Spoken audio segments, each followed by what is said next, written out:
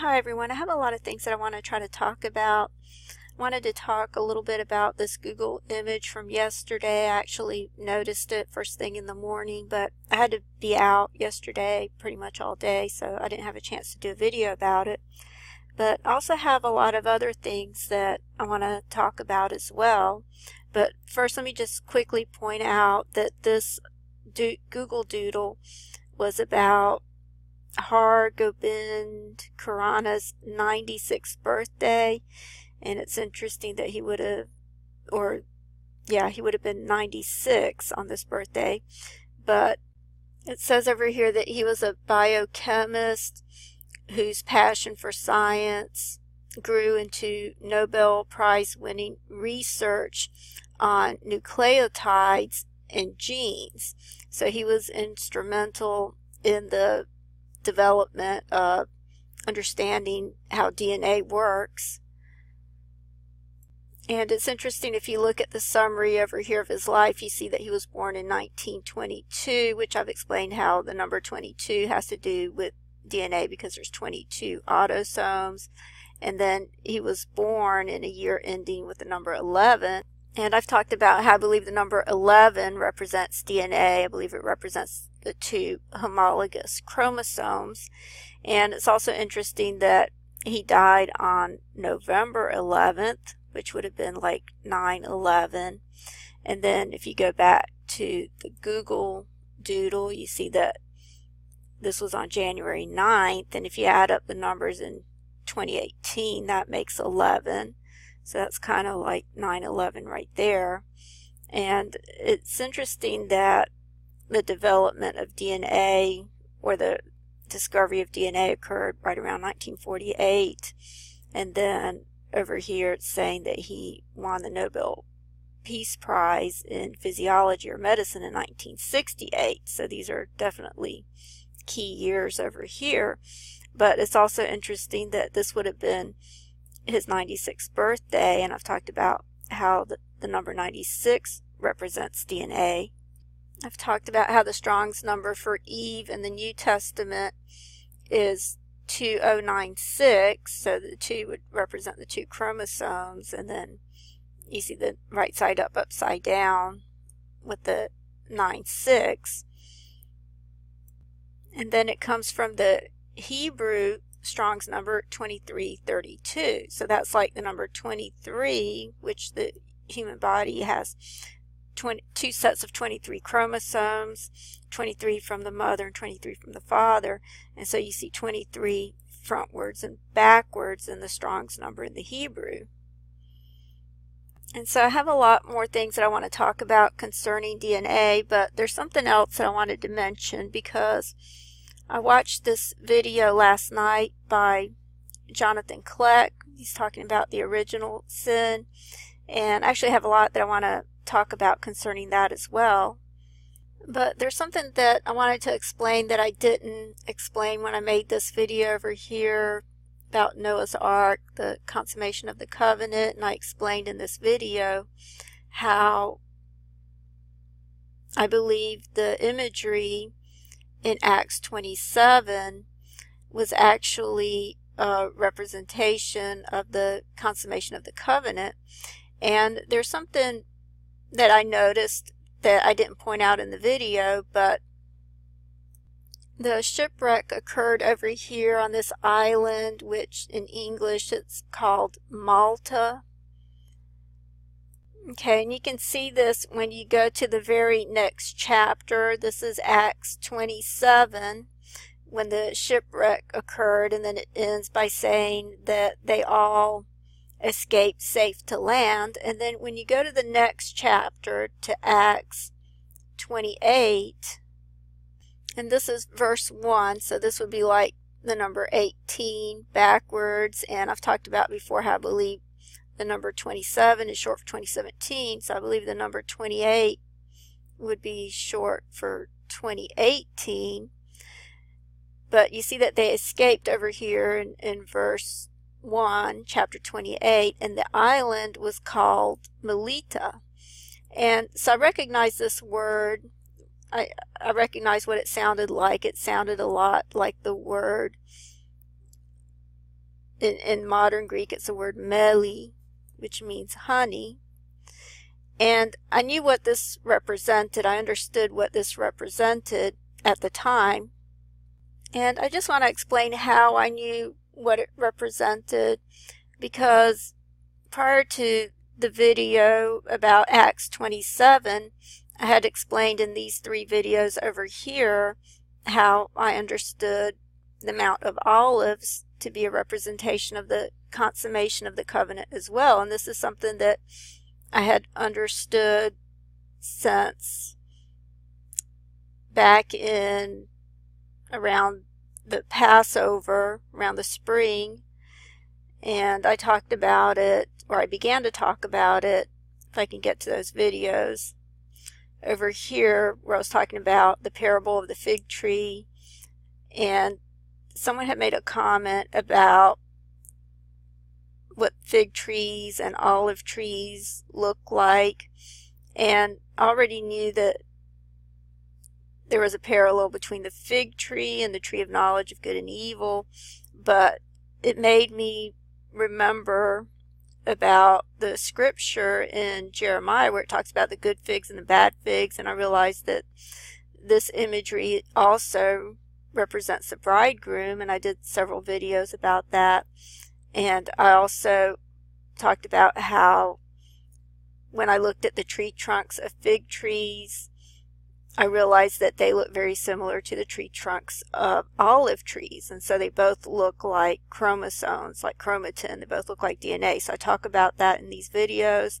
And this is when I first started to understand that the Mount of Olives represents the consummation of the covenant. I knew it represented that metaphorically because of the word cleave that's used in the Mount of Olives and other things that I had come to understand about the olive trees and DNA, but I didn't realize that God was literally describing it in graphic detail.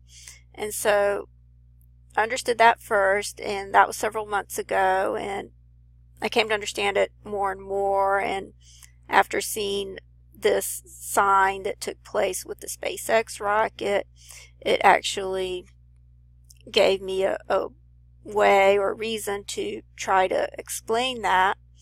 And then, like I said, the consummation of the covenant being represented by Acts 27 is something that I came to understand sometime after that, and I was reluctant to explain that, and was pondering whether I should explain it, because there's even more that I began to understand about it with the book of Ezekiel that I can get into another time. But because of that, I was pondering whether I should explain it. And then I saw the news article about Noah's Ark, which was identical to what happened in Acts 27. And so at that point I thought I should probably share what I was seeing with that imagery. Okay, so the reason I knew what was being represented by the word honey, which is where the ship shipwrecked right off of this island over here, which is called Malta in the English, but in the Greek this word means honey, is because I had come to understand what the living waters represent with the Mount of Olives, as I explained in this video over here. And so when I was going over the scriptures that have to do with living water, I noticed the scripture that was coming up in Joel 3, and I didn't point it out at the time, but it's actually in verse 18, but I didn't want to point out too many things at the time. But over here it says, "And in that day the mountains will drip with sweet wine, and the hills will flow with milk, and the brooks of Judah will flow with water, and a spring will go out from the house of the Lord to water the valley of Shittim." And so over here it's just mentioning milk, but it reminded me of the scriptures that talk about milk and honey. Okay, and you can see those over here. There's several that talk about milk and honey, and I'll just read this one over here in Exodus 3:17. It says, "So I said, I will bring you up out of the affliction of Egypt to the land of the Canaanite and the Hittite and the Amorite and the Perizzite and the Hivite and the Jebusite to a land flowing with milk and honey. And we know that New Jerusalem represents the bride, and I talked about how the Mount of Olives, when it splits, you see that the living water is going to flow through Jerusalem, as it says here, and this is coming up in verse 8. And it says, "And it shall be in that day that living waters shall go out from Jerusalem, half of them toward the former sea, and half of them toward the hinder sea. In summer and in winter shall it be." Okay, so that's how I understood that it was talking about the same thing over here in Joel 3:18, where it says, "And in that day the mountains will drip with sweet wine, and the hills will flow with milk, and all the brooks of Judah will flow with water, and a spring will go out from the house of the Lord to water the valley of Shittim." And so I realized that the milk and the milk and honey that's talked about in the other verses that come up in the book of Exodus and Leviticus and Numbers and Deuteronomy, most of these are having to do with the Israelites being taken out of Egypt and going into a land that's flowing with milk and honey. And so this represents New Jerusalem, which would be our exodus out of Egypt into the New Jerusalem. Okay, so I just wanted to point that out, because I just wanted to point out that everything that Satan does is just a copy of what God is doing and what God plans to do. Satan is just an imitator. And so this is just a copy of what God is depicting over here with what took place in Acts 27, which I believe is a foreshadow of the consummation of the covenant. And I just wanted to point out, I didn't point this out at the time when I did that video, and I don't know if anyone else made this connection or not, but this entire imagery here with the Mediterranean Sea actually looks like a womb. And then you have over here the male reproductive organs, and then this would represent the womb. And then over here, I wanted to point this out as well, over here in Crete, which was like halfway through, is talking about fair havens.